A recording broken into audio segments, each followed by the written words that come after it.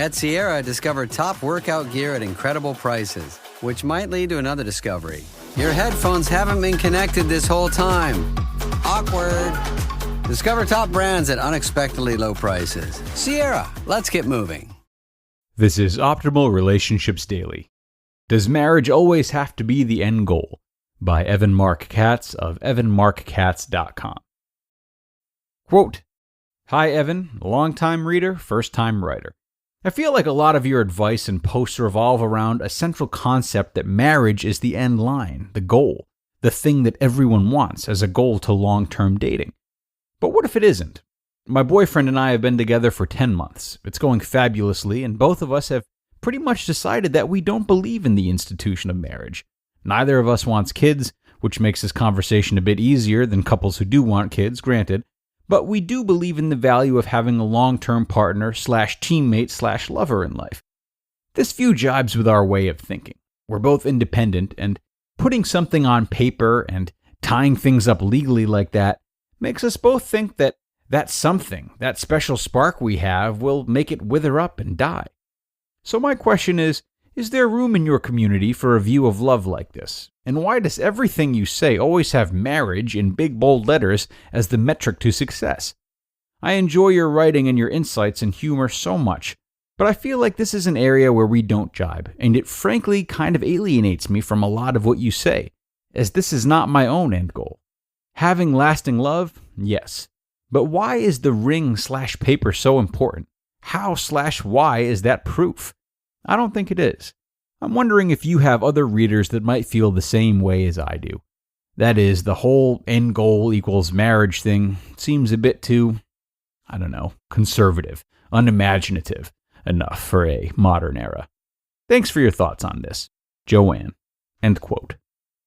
Dear Joanne, I recently wrote a post about a woman who was formerly against marriage after a painful divorce, who changed her mind when she fell in love with a new boyfriend who was still against marriage.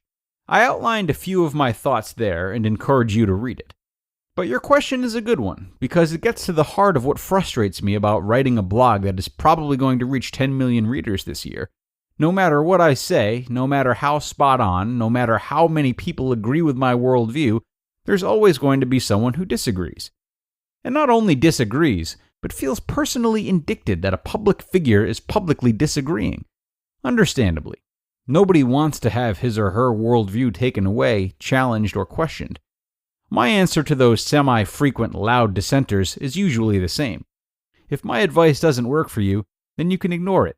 Really, I don't take it personally. I have had men argue with me, explaining why it was entirely appropriate to bring flowers on every first date, even when most women were creeped out. I've had women argue with me, explaining why men should give up pornography, even though most men use pornography. I've had women argue with me, explaining why men should never go out with them or sleep with them unless they are emotionally healthy, relationship-oriented, and positive they want to get married, even though most men don't qualify on all three accounts. In every instance, the dissenter is telling me that his or her worldview is right, and that those who disagree with him or her are wrong, and that the world should change to better cater to his or her point of view. Yeah, sorry, but that's not how it works. I'm a realist, a pragmatist, a big data guy. So if you want to hold out for a man who doesn't believe in premarital, that's fine. Just know you're dealing with 3% of the population. If you want to hold out for a man who's over 6 feet tall, because height is that important to you, you're dealing with 15% of the population. If you want to hold out for a man who has an advanced degree, you're dealing with 7% of the population. My advice is always going to be the same. Lasting love is hard to find. If you can find room for compromise, you can have an amazing relationship. But if you want the 6-foot-tall guy who also has an advanced degree and also is cool with not having sex until marriage, you may have a harder time dating. There's no judgment there, just an observation. And so it goes for you, Joanne. I could not care less whether you get married one day. The same way I don't care who has premarital, watches, or cheats on their spouses. All I want is for readers to know how their own preferences restrict their own relationship choices. So am I happily married? Yes. Am I pro-marriage? I suppose so. Am I judgmental of those who don't want to get married? Not really. I don't fully understand what you're rebelling against, but hey, it's a free country, do whatever you like. Literally, the only reason I talk about marriage as the end game for most people is that, in fact, marriage is the end game for most people. That's not my bias, those are the facts. 80% get married by 40 and 95% get married by the age of 55, and no one is pointing a gun to their head.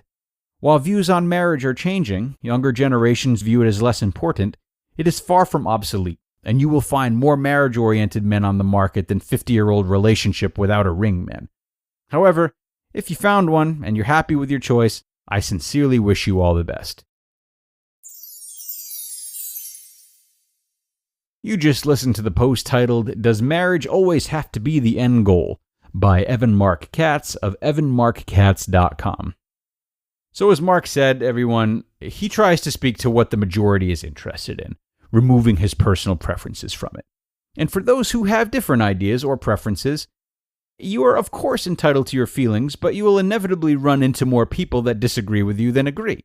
It comes with the territory.